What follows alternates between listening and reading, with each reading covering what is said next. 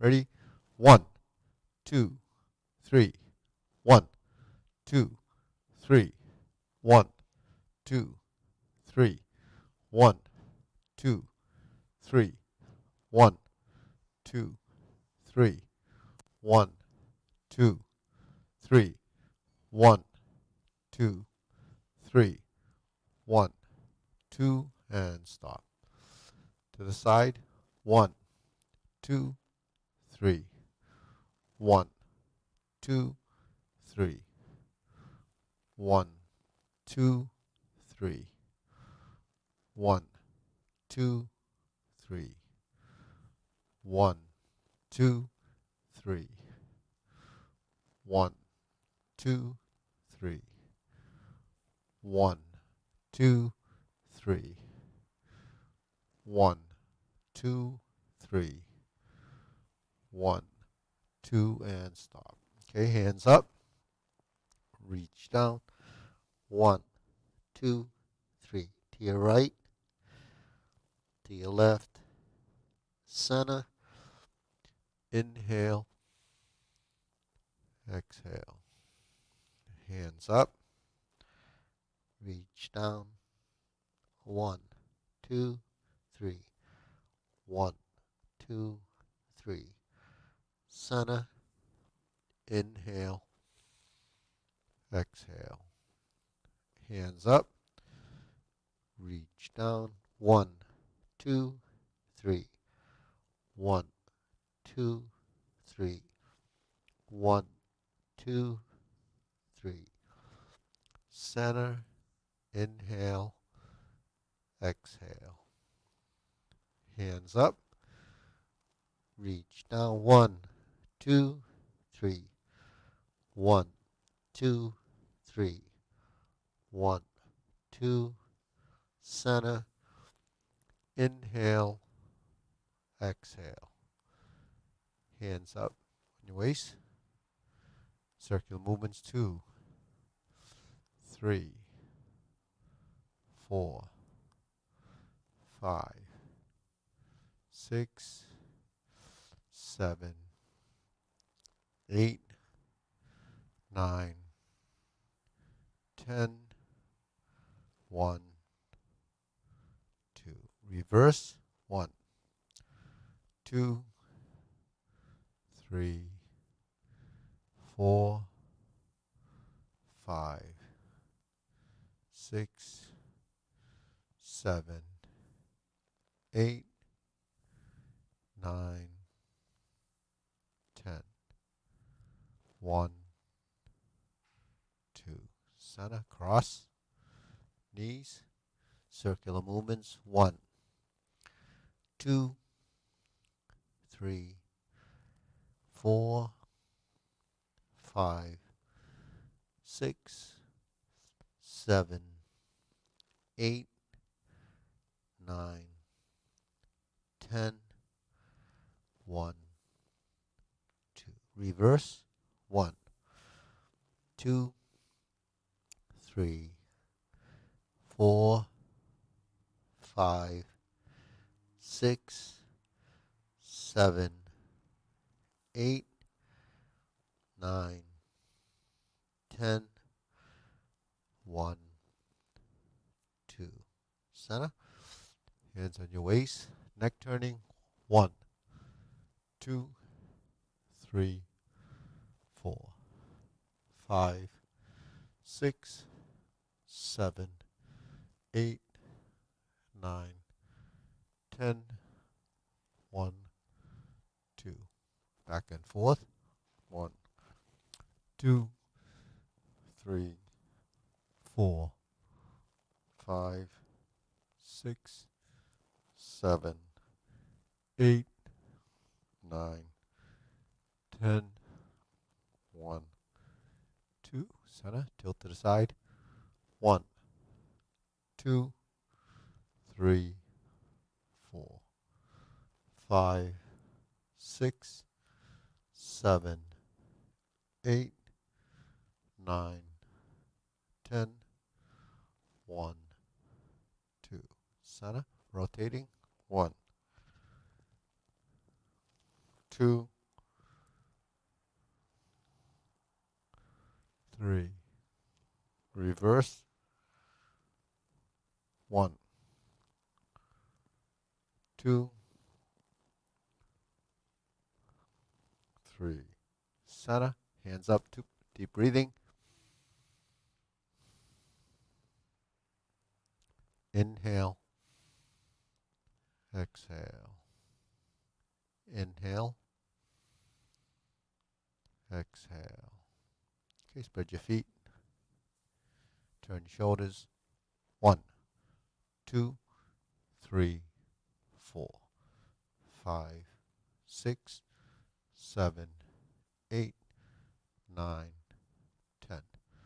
1, 2, 3, 4, 5, 6, 7, 8, 9, 10. 1, 2, 3, and stop. Turn, stretch it out.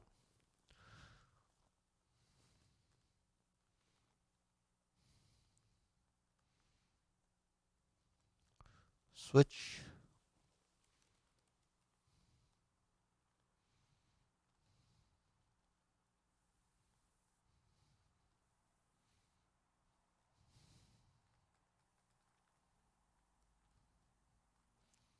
Switch.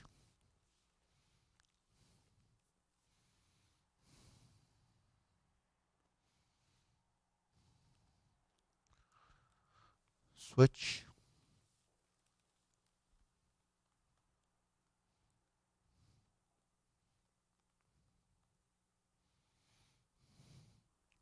Switch, straighten the front knee.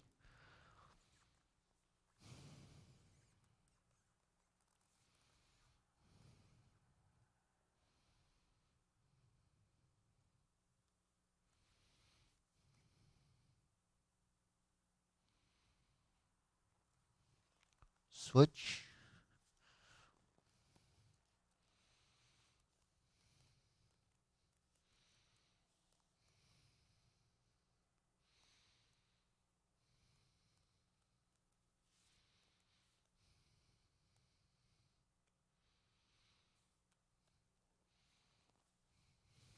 Switch.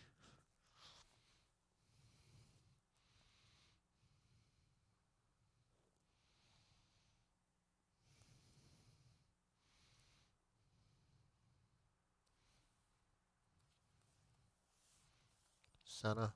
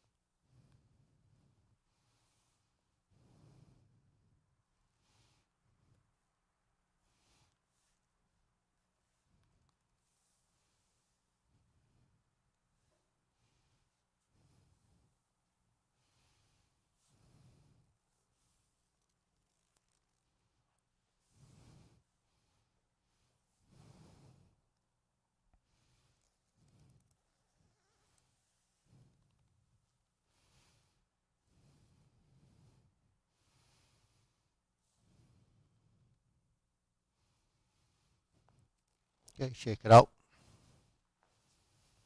Okay, deep breathing. Inhale. Exhale. Inhale. Exhale. Inhale. Exhale. Few punches.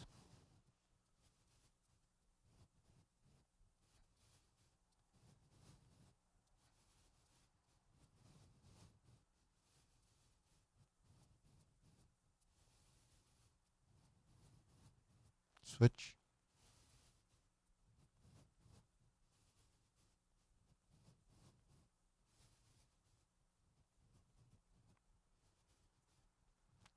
Side.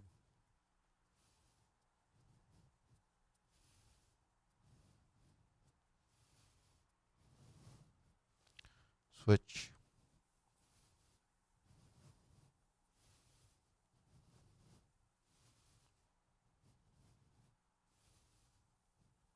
Center. Alternating.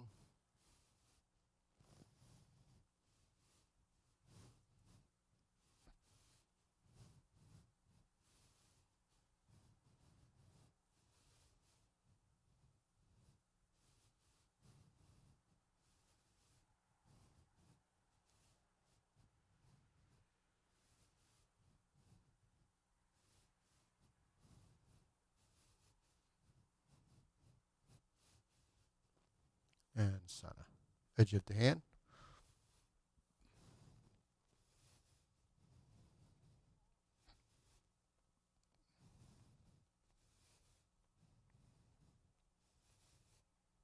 Switch.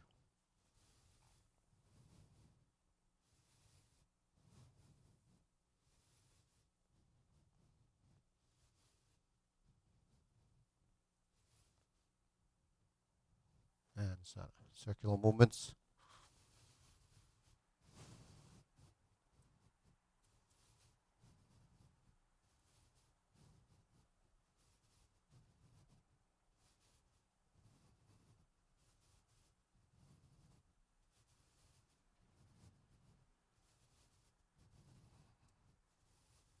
Back fist.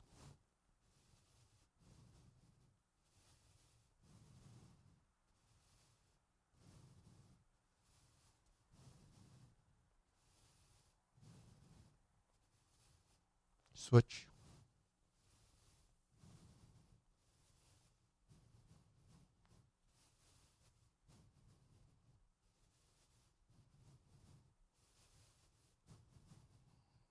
And center. Deep breathing.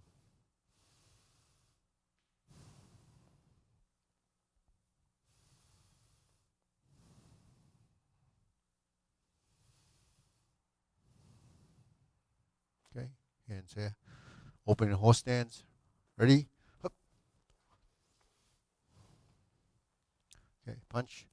1, 2, 3, 4, 5, 6, 7, 8, 9, 10, and close.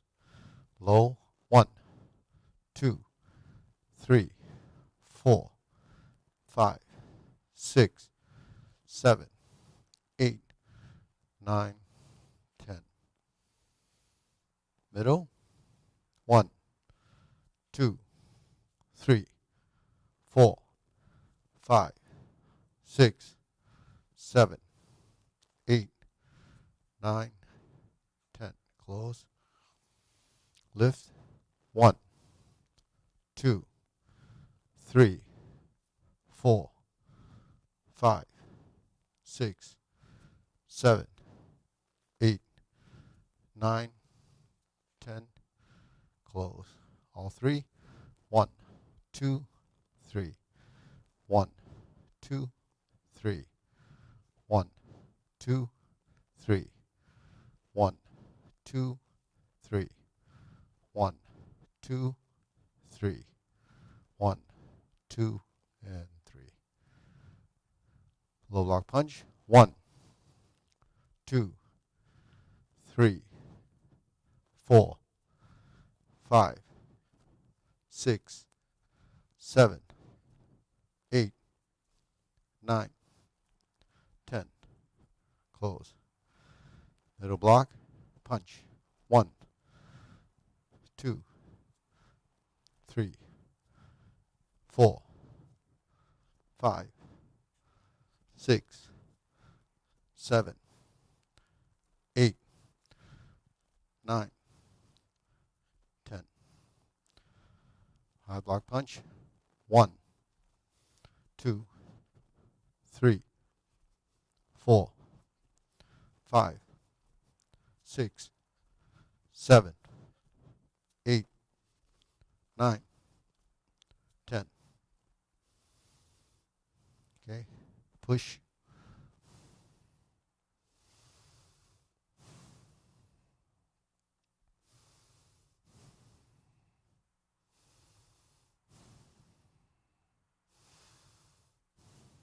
Go low.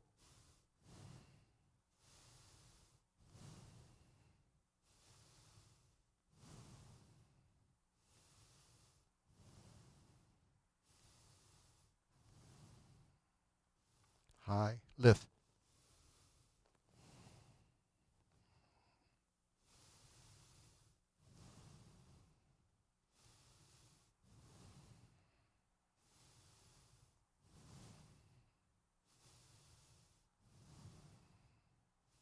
Middle.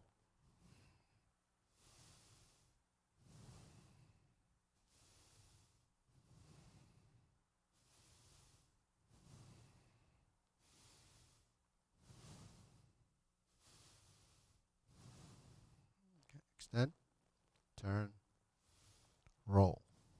Close. Close it up. 1, 2, 3.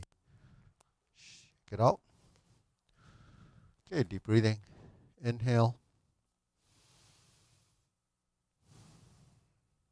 Inhale.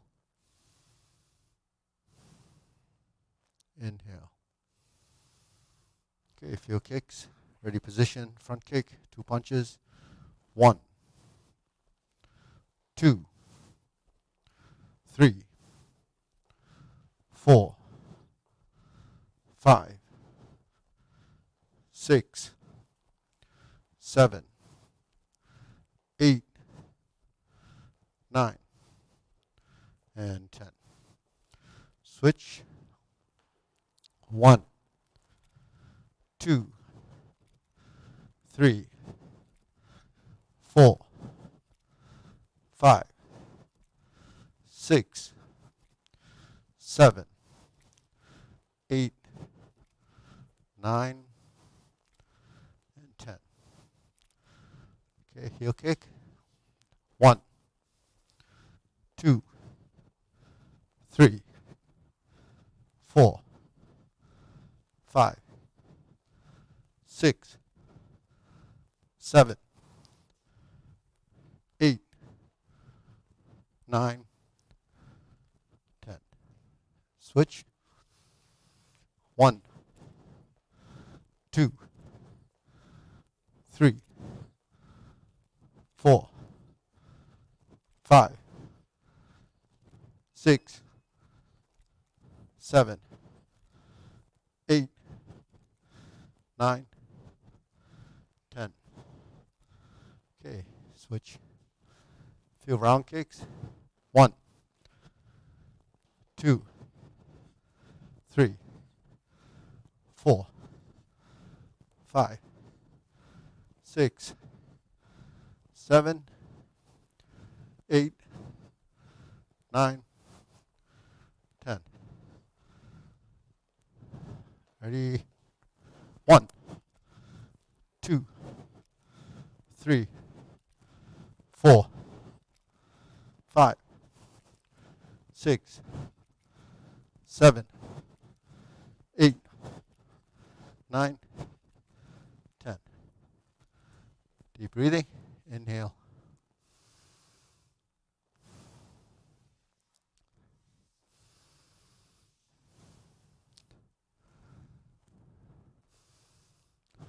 Okay, we'll line up over here.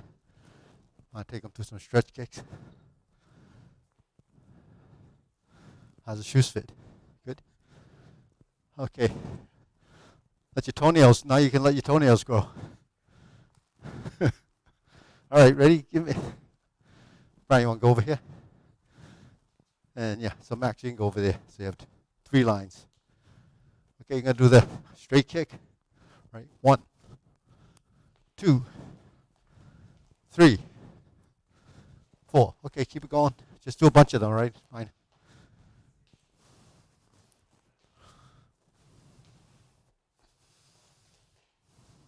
Keep the back straight. Fingertips focus. T position. Remember, keep your body firm and erect. Keep it nice and loose like Rose does. Keep the body form. Back straight as you can. Fingertips. Little tension in the arms. Brian, focus your wrists. Pull the wrist back.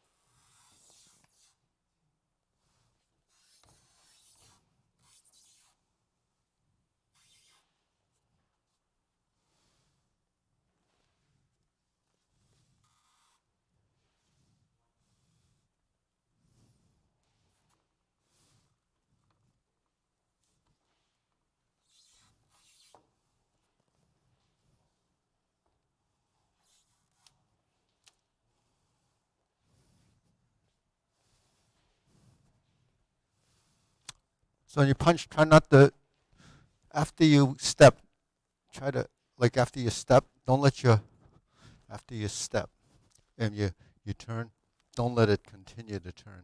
Just, it goes, if it turns a little, then it focuses there. It doesn't move until you do this or this. So in the stable position, your feet should be locked at the end of the movement. Okay, keep going. Go.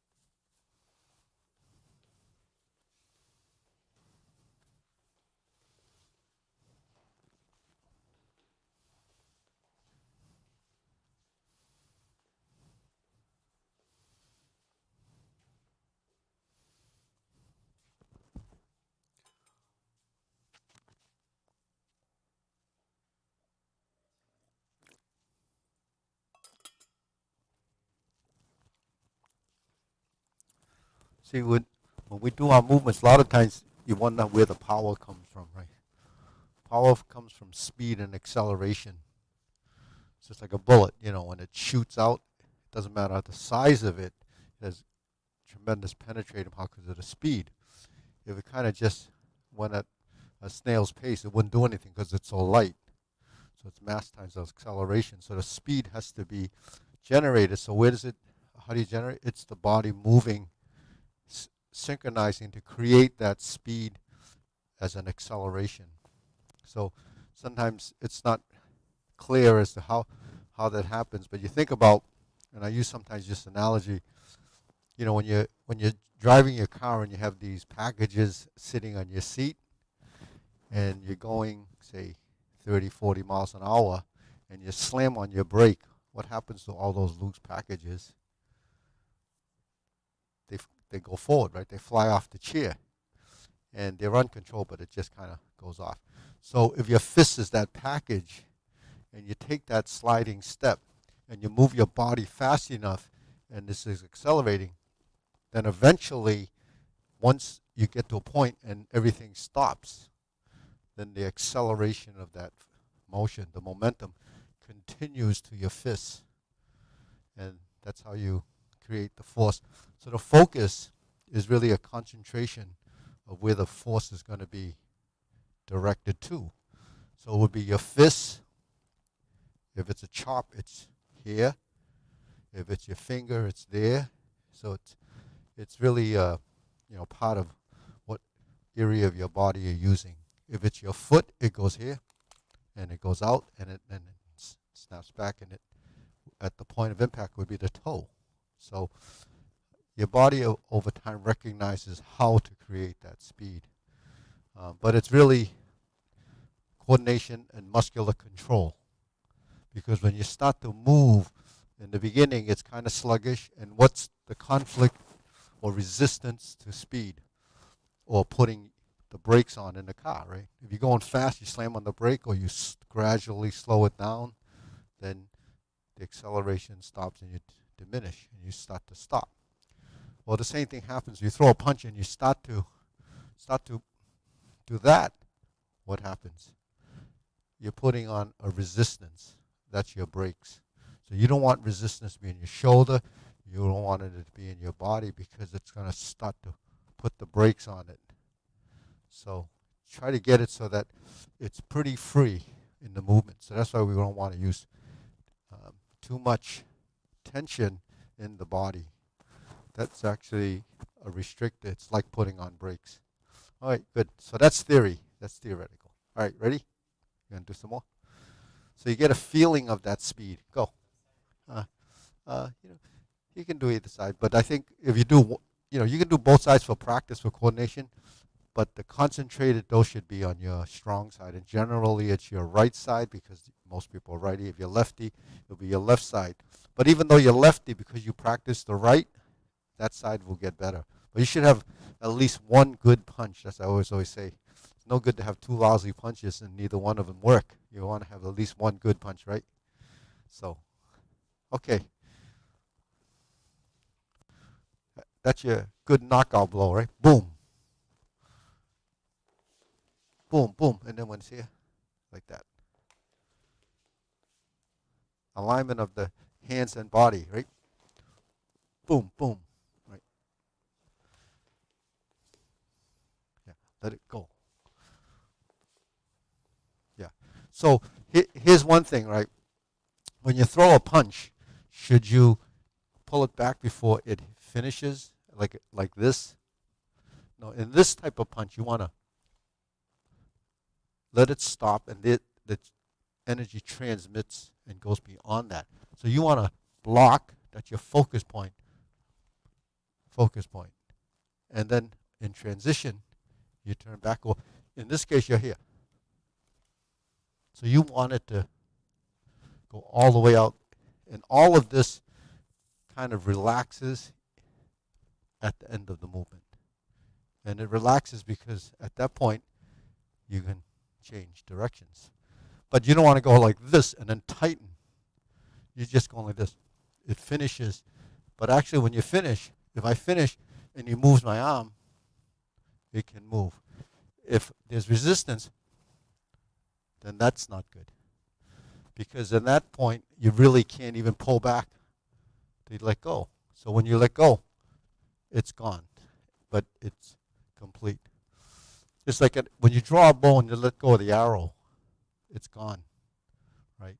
So the arrow, then when it hits, there's no more energy. But yet there's nothing there anymore. So it just has a penetrating force. Okay, good. It takes some practice to get to have a boom, boom. That's it. Boom, boom.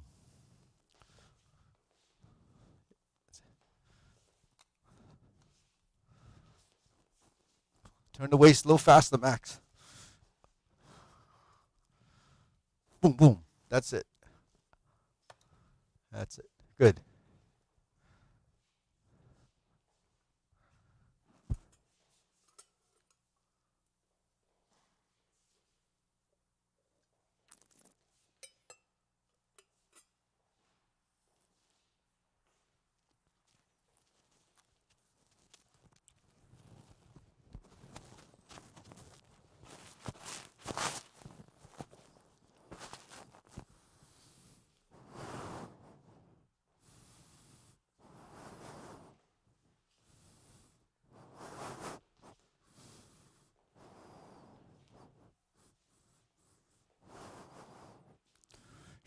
Okay, good. Deep breathing.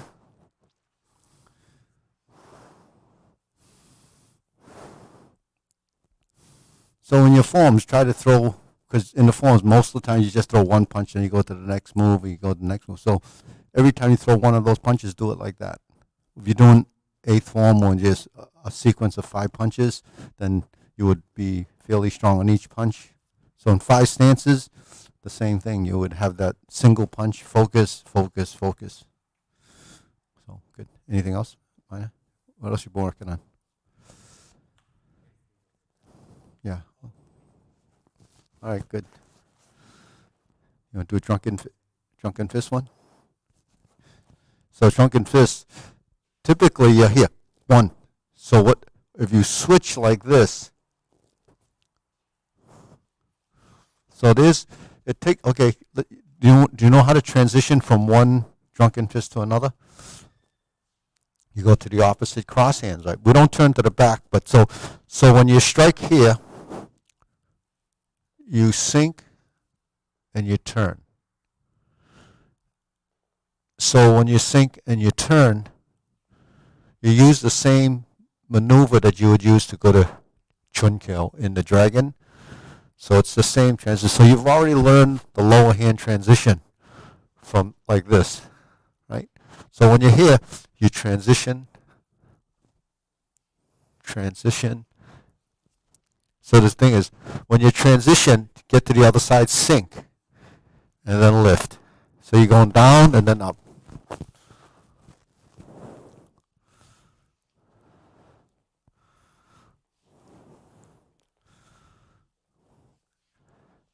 Then you line up the two sides. The acceleration of the arms and the control comes from where? Comes from your legs and your body.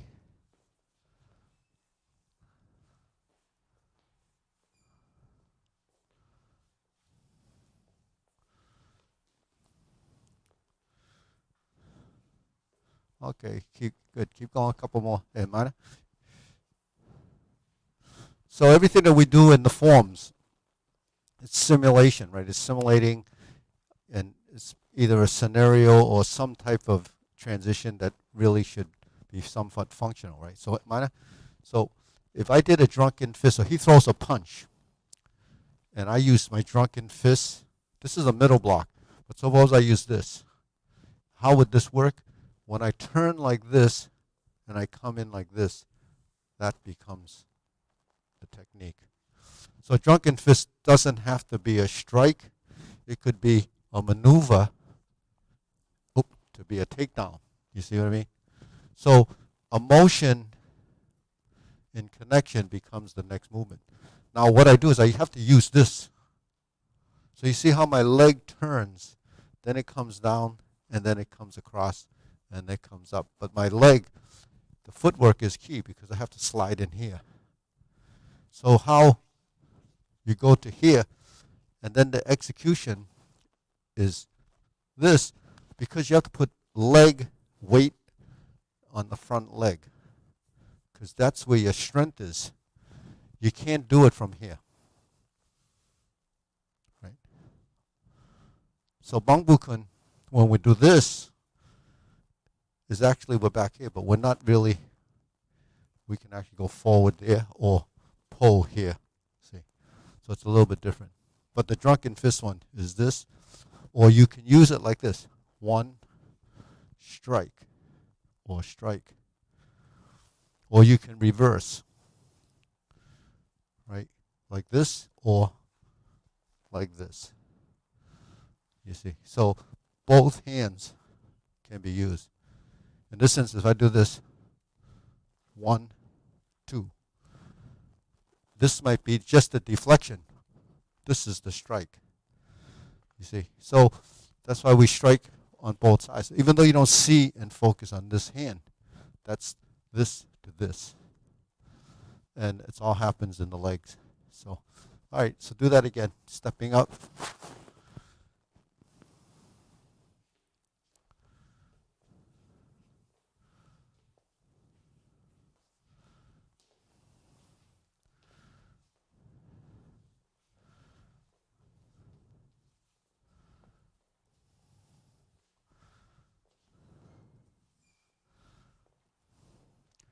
Get that straight arm.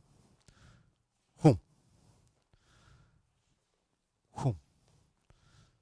So if it had sound effects, it would be like the wind, right?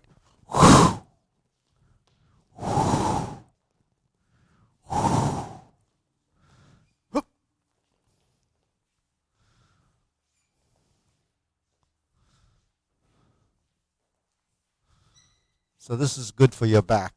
It gets your back and your legs involved, right?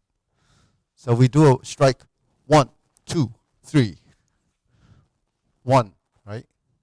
2, 3. 1, 2, 3.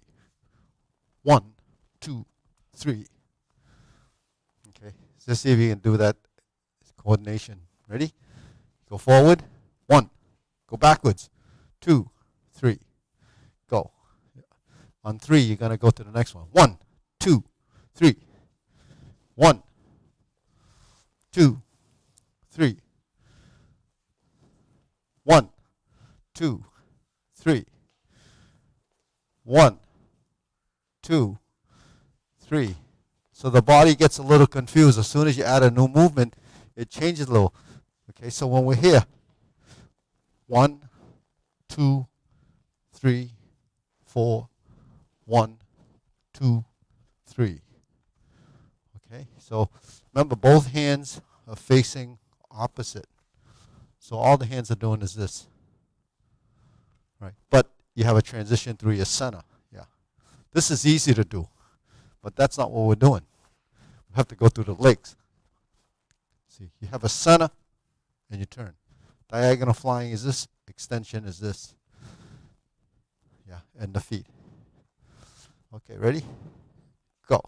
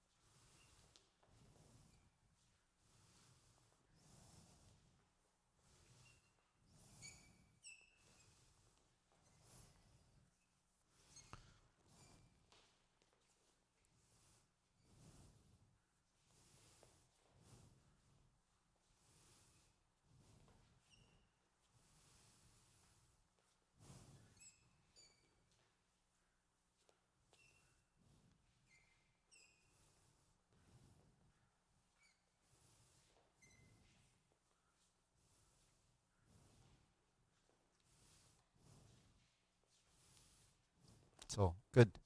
So you see how any one of the postures can be used separately as a unit. Have you tried uppercut, sliding step, punch, uppercut? I've done. So this, okay, do a couple of those, see how they look. Okay, ready? Go. Yeah. So let's see how, okay. So up, sliding step and punch. Yeah. 1, 2. Okay. So see what, see watch how Mina does it. Okay, face sideways so that you can see. See, go that way. Yeah. See, when you uppercut and he takes his step, the drawback is part of the step. In the beginning, when you first learn, it's an uppercut, and you go like this, and then you step and go like this. That's upper body coordination. Then the lower body is the footwork. So eventually, you have to synchronize it, and the timing. How do you make it faster? You take out some of the breaking in the movement. So when you uppercut, the withdrawal and the step happen simultaneously. That uppercut happened simultaneously. You just took out an element of time. So when he goes uppercut, he takes a step. He's already there, and he's going to hit, right? So I have to be ready for that. Now, the thing in this movement is that when he uppercuts, he's borrowing. When I press on this, he takes a step, and he's already there. Because when I touch his hand, and remember when I said, don't hold strength there, you strike, boom. You're ready to, because that becomes, it just disengages, and then you're there. So when I disengage, boom, I end up there. Now see what he did, boom, boom. And we both end up as a draw. Remember last class we talked about the same movement which works with the same movement as a defense. So that's what that is. So when you do this, and you do this, or this, and this is a position. It can go out, it can go in. If I'm here, and he presses, and he punches, then it's going out. I wouldn't do this. Now if I'm uppercutting like this, and he punches again, I could do this, but then this hand is not going to be there, you see. So your hand builds its body intelligence. It can go this way or that way as a reaction. But so when you do the movement, I'm out and I'm in. You see the out and in is already built into the motion. So motions that we're learning in transition become practical. It becomes part of what we can do as a reflex action. So the simple movements that we're doing now are really more advanced than it was when you first learned it. Right? So when you're like this, it happens very fast as a timing movement. But sometimes I have to use the timing mechanism of this. Or when he punches, he uses it. Boom, I committed. So the stronger I block it, the more likely I'm going to get hit. Because my commitment is there, I left myself wide open for that punch to come in, and I can't actually respond if I block too hard.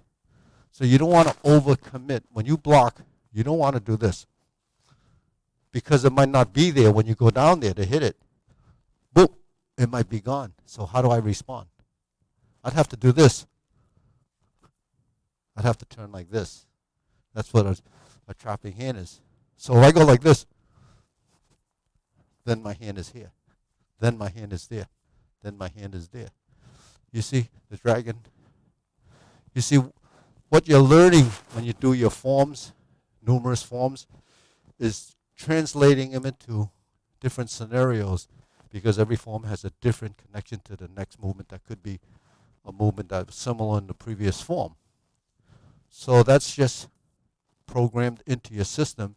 Then eventually you can draw off of that. Meanwhile, at this stage, we see it, we think about it. If you have to think about which one is up and which one is down, then you can't actually apply it, because the body hasn't first memorized it and then gone through the process of getting into your subconscious behavior, and then eventually it becomes a reflex. But along with that, you have to understand basically what it's kind of doing. So this gives you some little bit of insight on it. So, okay, ready? Try again. Uppercut sliding step. So you see how that timing is, right? So now it should look, so much better, right? That's it. See, all it does is a little bit of tip, a little bit of advice, and looks, now everyone looks like you're doing the same thing. So now I can recognize, or whoever's teaching the class can recognize where that movement is. Okay, good. So, while that's something you learned in the beginning in first form, now if you just learned that form, you probably couldn't do that. It took so many, months or years to kind of get that into your system. So is there a movement in any of the forms that you know that you could turn into a drill? Or is there something that maybe you don't understand how it works? Not the opening movements, because that's not very, there is technique to that, and it's more for strength and structure.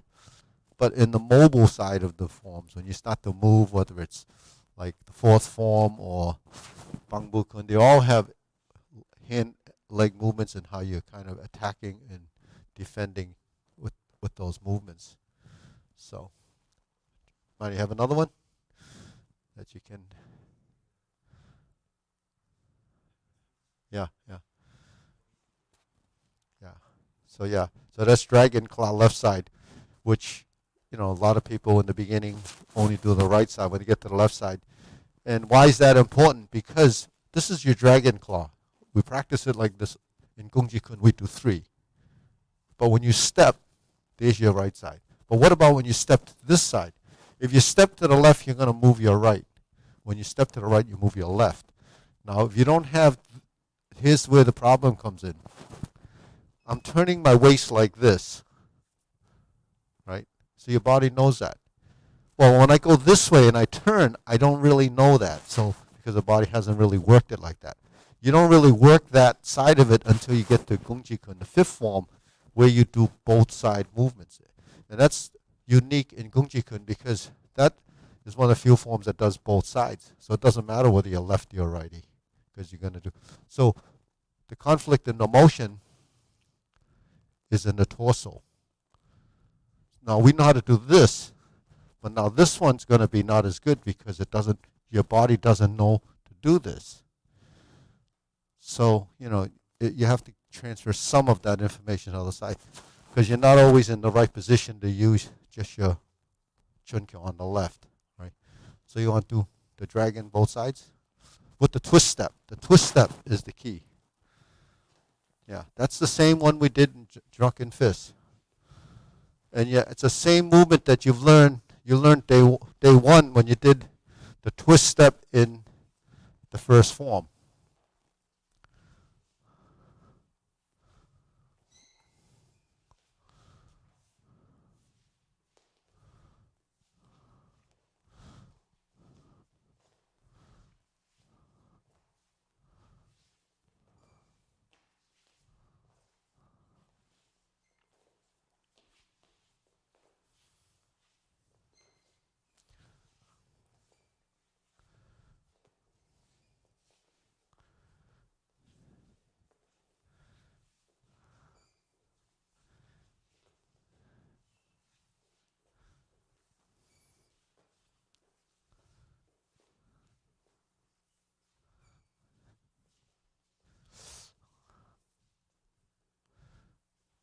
Okay, so when we do all our forms, we have reference points, right? Right, Brian? What's the reference? What's a reference point? Um, okay. How many reference points do we have? The base. Okay, Rose. Which Rose or Jasmine? Okay, Rose. Give us the first. Give me 3 reference points.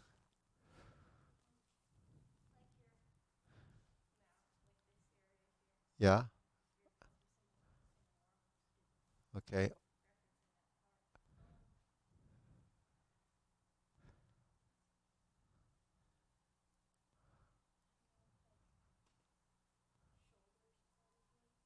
Okay. Okay. How about Max?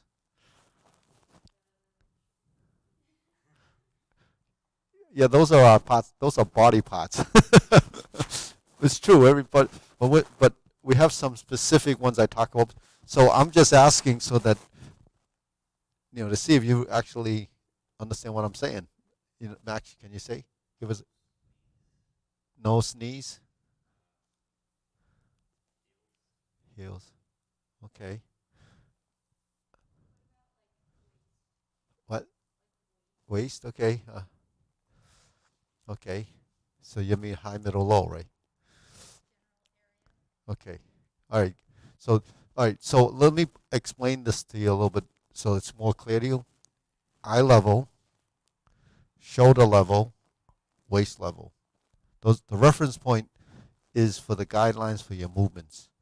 When we do this, we say shoulder width, shoulder level. Right? Dragon claw, center line in front of the nose.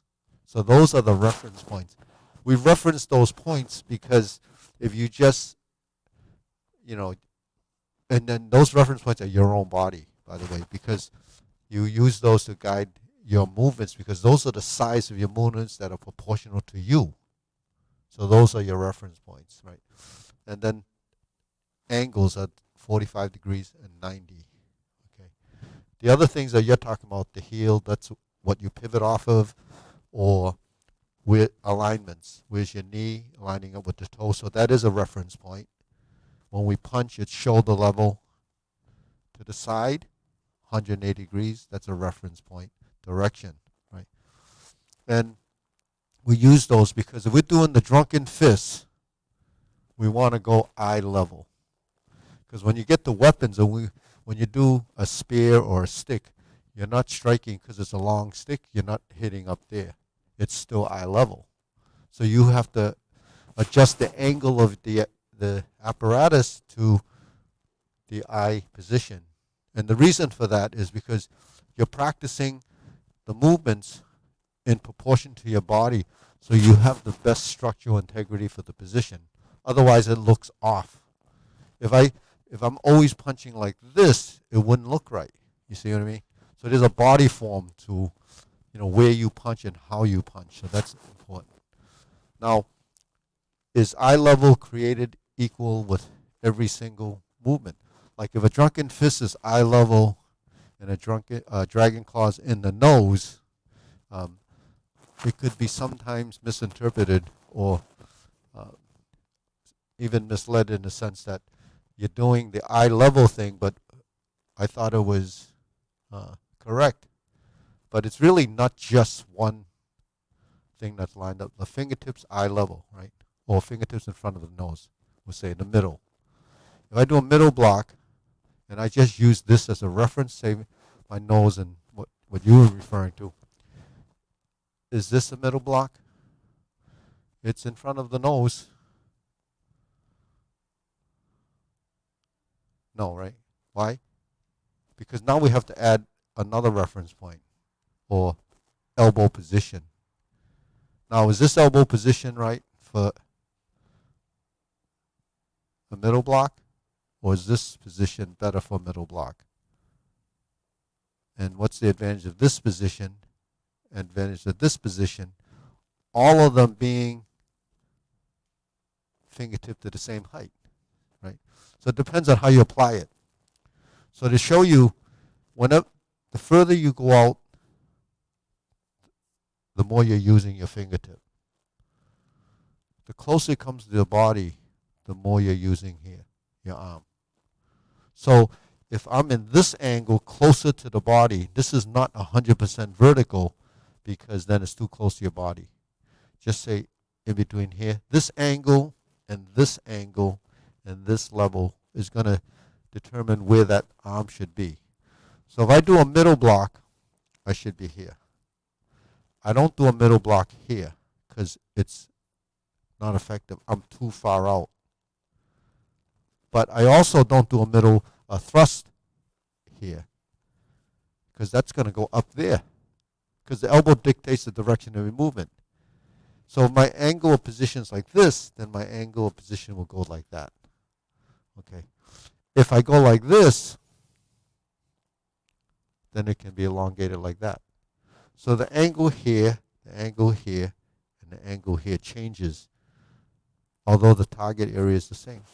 So you see, that's what we have to adjust and accommodate in the forms.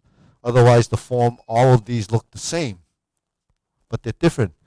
They're different because when I thrust, I'm thrusting here. When I do this, I'm using this. When I'm doing this, I'm using this. Okay. When I'm doing this, I'm using this. So all those are parts of your arm that you use in techniques and functionality. So you have to understand the direction of your movement, the angle of your movement, and the way it works inside the form. And then through the form is where you develop those angular positions. So when you're learning your form and you're practicing them, it's more than just sequence. That's, we all know sequence. It's this stuff that's going to change your techniques. So this is, important. So, okay, back to the drawing board. Then we'll do a few forms. Okay, ready? Yeah. So remember, the dragon comes from underneath. Ready? Go. Turn. Go. Go. Go. Go. Go. Go.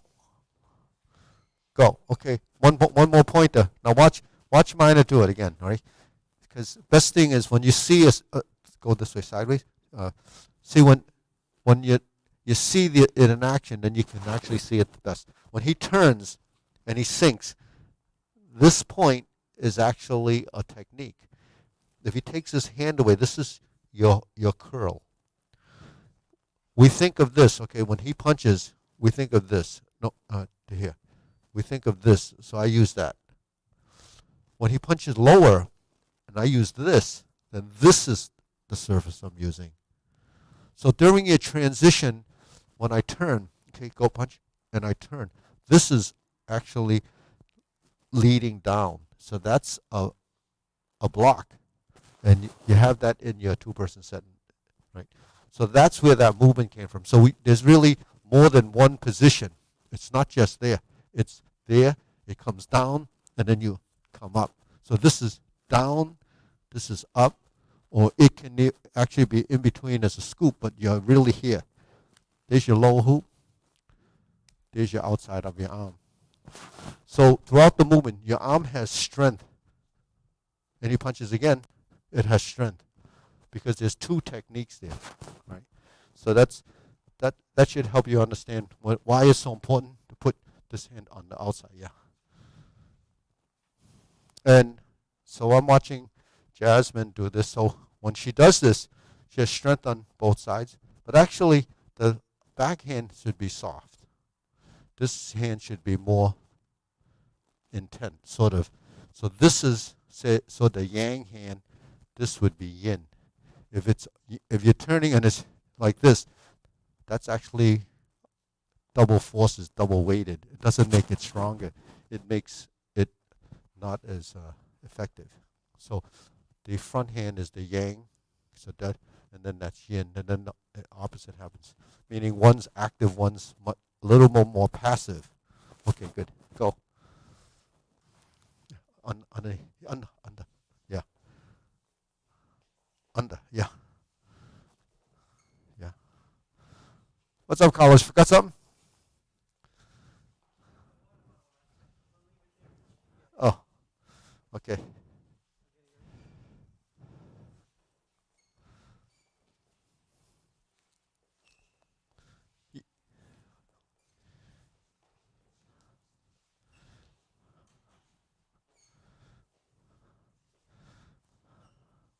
Okay, good. So we got to, yeah. So there's a lot of postures that we did transitions that should be able to, you know, and you can do them as drills on your own if you want. But that's just, you know, to get your brain churning to understand more about. So we want to run through some forms. You're going to go through Bang Bu Kun in fourth form, and then go from there, right? Okay, ready? Third form. You're going to run through that. Do it slowly. Get some of the body mechanics that we're talking about. You know, all martial arts uses body mechanics, not just strength. You know, judo is a form of wrestling, but the thing is, judo uses a lot of leverage, a lot of fulcrums and pivots, and your body is doing the same thing. So, a fulcrum and a pivot is, you know, what's a fulcrum and a pivot? It's like a seesaw. So when you move and you move, all the stuff that we do is building fulcrums and pivot points. Then you're turning, your legs become all part of that. So then you bring in counteracting movements. This is a counteracting movement, just like a Bang Bu Kun.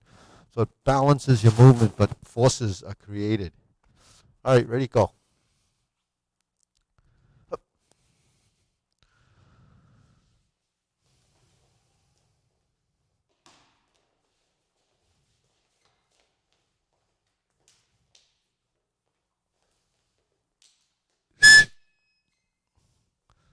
$97.5. Is that right?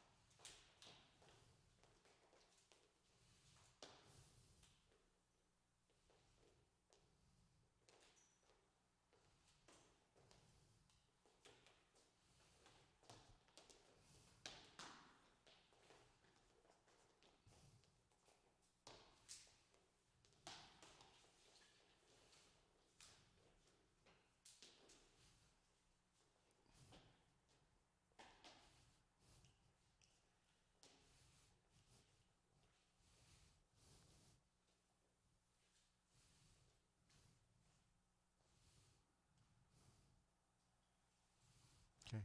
I'm going to go to fourth form. Okay, you can spread out a little bit. Max, finish it almost? Okay, all right. You just start with the group and then see how far you get. I try to stay together. Work good stances.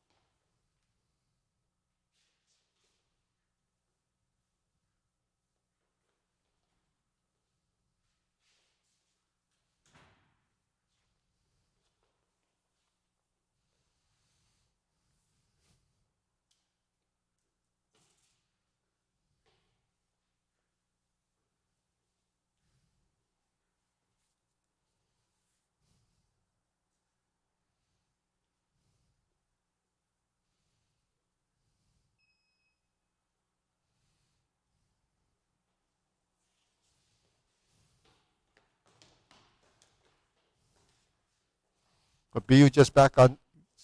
You back at BU? Did it start? No. What?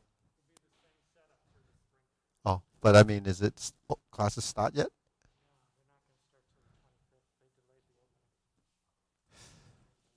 Oh, yeah. A lot of schools did that.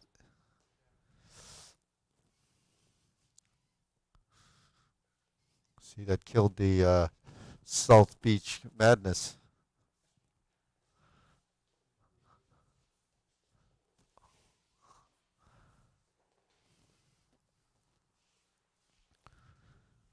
Come on, Aiden. Get that power in there. Wow.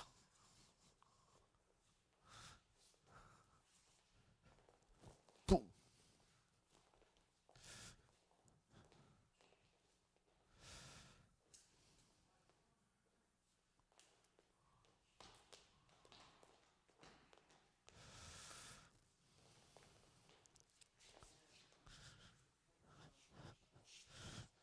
So we have one transition from the Drunken Fist. We have it both in the Bangbu Kun and in the fourth form. That it's in Bangbu Kun. It's from where is it? In the after we do this movement, this movement, So when your hand is here and we go to the other side, you have to drop this elbow. So if we're here, you have to drop and then come across like this. And the reason for that is because if he does a back fist to here, or he just comes and I'm blocking like this, right, or whatever it is in a high position, I can't just do that. I have to drop this elbow and see what happens. If he presses on my elbow, actually it disappears, and then you use that opportunity to make your transition forward. So that twist step that we did here is added to the cutting hand. So that cutting hand, and you know where you've learned that movement, and you may not have realized it, is that when you go to reverse stance and you go like this, and you do this, this is essentially that. So we did learn it, but actually we didn't know how to apply the technique. So when you're in the high and you go to cut, you have that. In the second form, after you do this and you do this and do this, that's the same movement.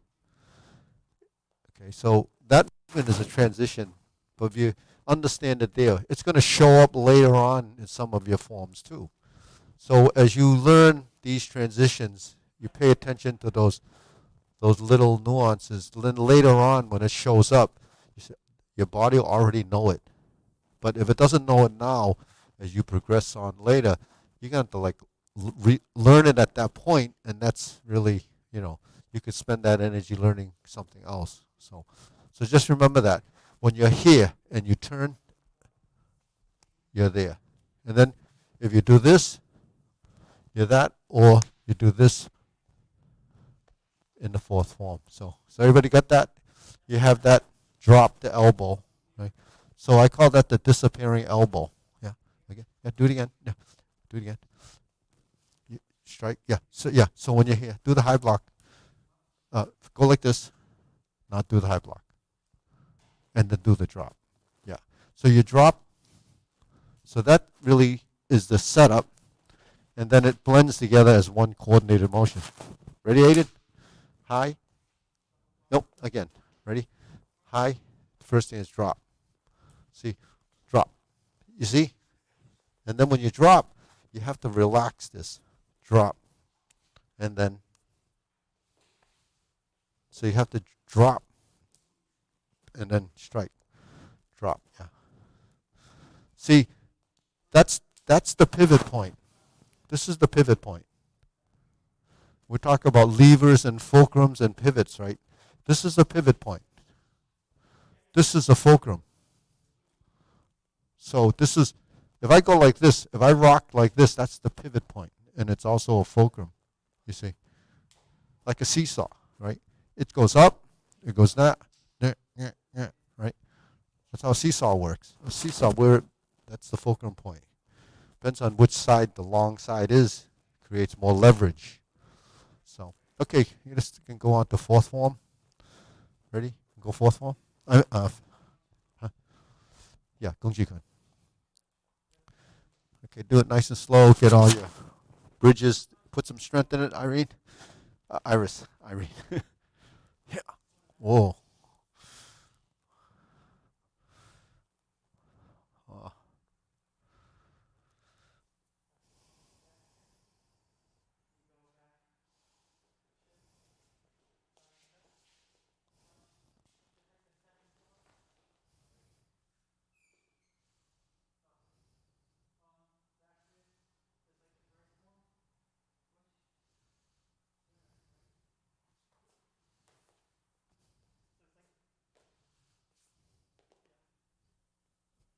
Back fist.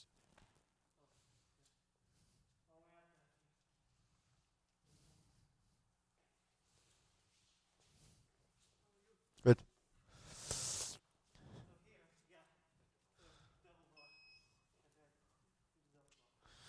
Hey Ben, good? How's your drumming? I was watching the video. I'm learning the sequence that you play. I think that way I can Oh yeah. better. Can you, is it clear? The sound? It's difficult, but I did. You can reduce the speed, Yeah. so and you can watch like in slow motion. Oh, okay. Yeah. It was Helpful. it was good. It was the sound was kind of Yeah. going down and going up, so it was soft. Yeah. So much softer than I play. So I have the goal to achieve now. Yeah. Yeah. So the softness and the stuff really has to do with your body again, right? So you build that into your technique. We can do a little later. Yeah, we can do a little tonight before we leave. But it's good that I have the video.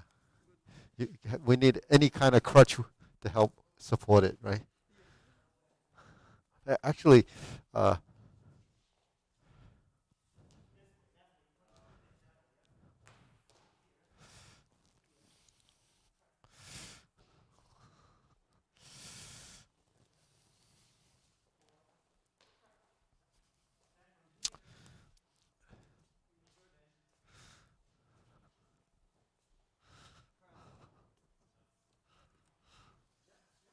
so kind of you're not doing any video. I mean, you're not talking or anything later, right?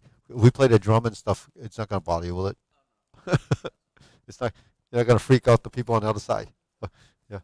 No, because some of these people might want to practice a little. Maybe 15 minutes.